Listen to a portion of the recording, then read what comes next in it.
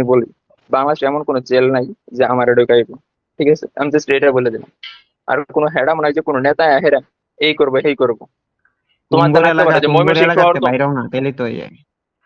আমি যদি চাই যে ময়মনসিংহ আইসা হেরো তোমার সাথে ফেস টু ফেস দেখা করবো, কিচ্ছু করতে পারবে না। এর লাগে তো আমি তো ডাইরেক্ট কইছি যে তোমার ময়মনসিংহ হেরো তোমার টাকা দেবো।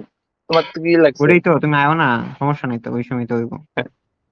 সমস্যা নাই। হাই রে তাহলে নাদিম, তোমরা ভালো দুজনের টাকা তাহলে বুঝছো? যোগ্যতা নাই কোনো বাল, সে আবার নাকি লিডার। দিনে খায় গাজা আর রাতে পুরে বাবা। আরে দেখতে তো দেখা যায় হাসত একটা গাদা।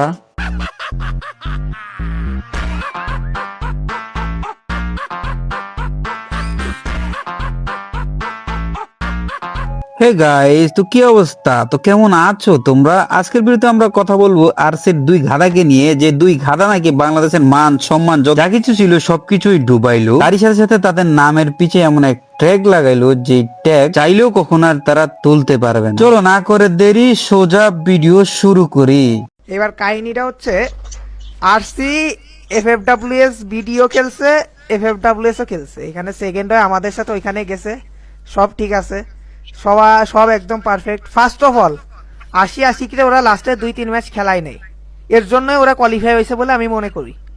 এর কারণ ওরা ছিল ৭-৮ নাম্বারে, তারপরে ওরা উপরের দিকে উঠাইছে। যার যোগ্যতাই ছিল না কোয়ালিফাই করা, সে গিয়ে এফএফডব্লিউএস খেলে এসেছে। এফএফডব্লিউএস তো খেলতে গিয়েছে, কিন্তু সে ছিল রুমের ভিতরে।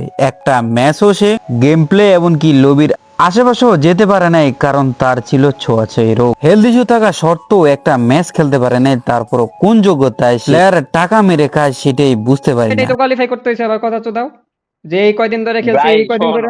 শোনো শোনো, তুমি ওই যে তোমার ওই কোন ভাই পুলিশের ওই কথা সব বলে না, কথা শেষ, তুমি ফাইন শোনো হলো। শোনো, তোমার তোমরা কি যদি রাজি হ্যারাম নেই এটা থাকে কও। না, ওই তুই বাইরে তুমি আনছি আগে গার্লফ্রেন্ড, তুমি কি রাজি? এই খানকির পলাশন, তুই তো ফাইন, তোর রাজি যদি নাকি? বাপের যদি হ্যারাম থাকে, তুই বাংলাদেশ এমন তোমার পোলাপাইন পরিশ্রম করে এত দূর গেছে, আর সেখান থেকে নাকি পোলাপাইনের পারিশ্রমিক পোলাপাইনকে বুঝাই দিব না।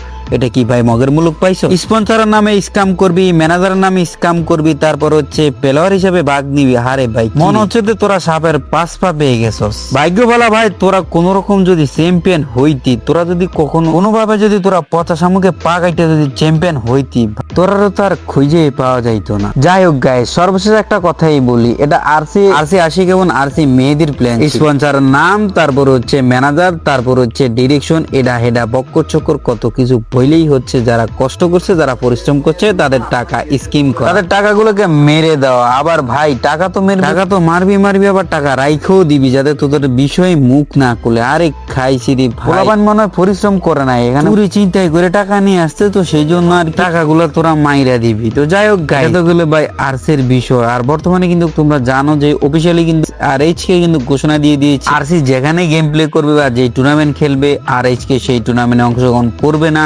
আরএইচ কে সেই টুর্নামেন্ট থেকে দূরে থাকবে। কারণ কি জানো ভাই? কারণটা আর হয়তো বুঝে বলতে হবে না ভাই, আমি দিন শেষে একটা কথাই বলবো, তোমরা যারা নতুন ই স্পোর্টসে আসতে চাচ্ছ, তোমরা যারা নতুন ই স্পোর্টস গেম খেলে নিয়ে বা এটা নিয়ে একটা স্বপ্ন দেখতেছো, ভাই সবকিছু ইন ডিটেলস বুঝে শুনে চুক্তিবদ্ধ হয়েই তোমরা ই স্পোর্টসে আসো, তাহলে হয়তো তোমাদের আর আরসির মতো কোনো সমস্যা প্রবলেমের সম্মুখীন হতে হবে না। তো গাইজ, এই ছিল আমাদের আজকের ভিডিও ভালো লাগলো অবশ্যই লাইক করে দিও, আর হ্যাঁ সাবস্ক্রাইব করতে অবশ্যই ভুলবে না। আর অবশ্যই তোমরা ভিডিওতে প্রচুর পরিমাণে কমেন্ট করবা, কারণ চ্যানেলের অবস্থা একদমই খারাপ।